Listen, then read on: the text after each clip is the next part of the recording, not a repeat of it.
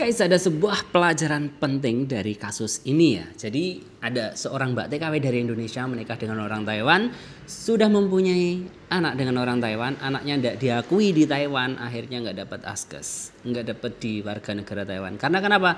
Dia masih punya suami sah di Indonesia dan status anaknya ngikut suaminya yang masih di Indonesia. Nah, ini pelajaran penting untuk teman-teman yang mau menikah dengan warga luar negeri. Bersihkan dulu statusmu biar kisah seperti ini tidak terjadi. Nah, ini juga banyak yang share ya kasus ini, tapi kita ambil sisi positifnya saja, jangan kita ambil sisi negatifnya.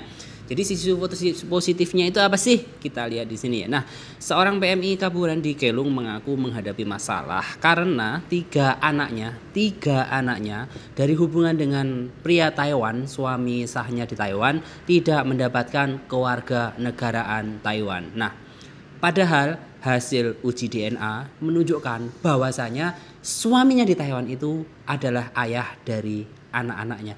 Kok bisa? Nah, kita simak beritanya ya.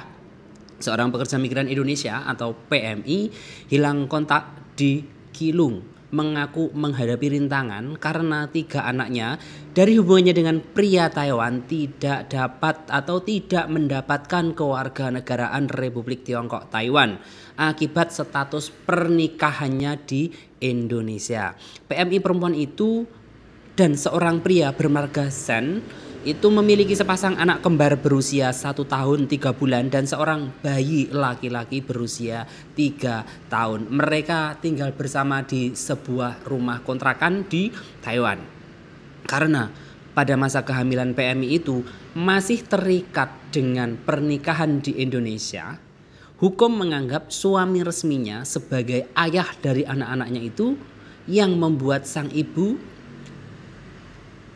tidak dapat memperoleh kewarganegaraan, yang membuat sang buah hati anak tersebut tidak memperoleh kewarganegaraan Taiwan. Jadi anaknya itu lahir, posisi ibunya itu masih mempunyai suami di Indonesia, padahal di Taiwan dia juga ada suami. Saat melahirkan, ia memiliki utang medis yang mencapai 628.300 jutaan dan Sen telah mengangsur pembayaran ini. Termasuk bagus ini suaminya di Taiwan dia. Hari Kamis tanggal 6 bulan 2 kemarin, anggota Dewan Kota Kelung ya dari Partai Progresif Demokrat Chen Yi mengunjungi keluarga tersebut dan memberikan bantuan uang. Dalam sebuah wawancara, Chen mengatakan bahwa masalah terbesar saat ini adalah anak-anak yang tidak memperoleh asuransi kesehatan, sehingga mereka harus membayar biaya pengobatan sendiri yang mencapai 1.000 hingga 2.000 NT setiap kalinya berobat.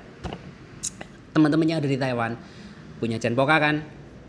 Padahal kalau nggak punya Chenpoka itu ke rumah sakit biayanya sekian. Beruntunglah kalian punya Chenpoka yang ke rumah sakit hanya bayar 150 NT. Murah kan gitu ya. Jadi sementara itu kata Chen, gaji bulanan Sen itu hanya sekitar 37.000 NT. Padahal orang Taiwan loh ini ya. Dan sewa rumah mereka itu sekitar 6.000 NT. Tapi saya acungin jempol sih, suaminya ini bagus baik. Nggak seperti yang lain-lainnya yang suka kasar. Berdasarkan informasi yang ia terima, ujarnya, Sen sering meminjam uang dari keluarga dan temannya untuk menutupi biaya hidup mereka ya. Jadi kehidupan mereka memang agak susah. Ia menyatakan harapannya agar pihak terkait dapat membantu menyelesaikan masalah kewarganegaraan dan registrasi keluarga anak-anaknya. Sementara itu, PMI tersebut mengucapkan terima kasih atas bantuan dari Chen dan organisasi swasta lainnya di Taiwan. Saya harus merawat anak-anak saya. Jika anak-anak saya di Taiwan, saya ada di Taiwan. Jika anak-anak saya di Indonesia, saya akan ke Indonesia. Itu dalam ungkapnya Mbak ini ya dalam bahasa Mandarin ya. Pusat Layanan Kesehatan Sosial di Kelung mengungkapkan bahwa setelah menerima kasus ini pada April tahun lalu, mereka secara rutin memberikan barang-barang seperti popok, susu, beras kepada Sen, serta mengatur vaksinasi untuk anak-anak mereka secara gratis di klinik. Selain itu, pusat tersebut tambahnya itu mereka telah menyediakan sumber daya untuk membantu penerjemahan dokumen perceraian PMI tersebut dengan suaminya di Indonesia dalam bahasa Mandarin. Hasil uji DNA ayah biologis dari tiga anaknya itu memang orang Taiwan. Jadi ini pelajaran pentingnya apa sih? Teman-teman semuanya yang menikah dengan orang Taiwan kan rata-rata di Indonesia sudah pernah menikah atau punya suami ya. Nah, kalau memang di Indonesia belum bersih statusnya, bersihkan dulu baru menikah dengan orang Taiwan atau orang lain sehingga kasus-kasus seperti ini tidak menimpa teman-teman semua. Setidaknya anak-anak tidak terdampak dengan hal-hal seperti ini ya. Tidak salah menikah dengan siapapun kan, pasangan kadang-kadang juga cocok, kadang-kadang juga tidak ya. Tapi ketika kita memilih pasangan baru, langkah lebih baiknya kita menyelesaikan secara bersih pasangan kita di masa lalu. Jangan sampai kejadian seperti ini terjadi karena yang berat itu di kemudian hari ya. Waktu menjalani itu sih kayak Mbak ini waktu itu dia juga nggak berpikir sampai terjadi seperti ini. Tapi terjadi seperti ini kan juga kasihan suaminya juga.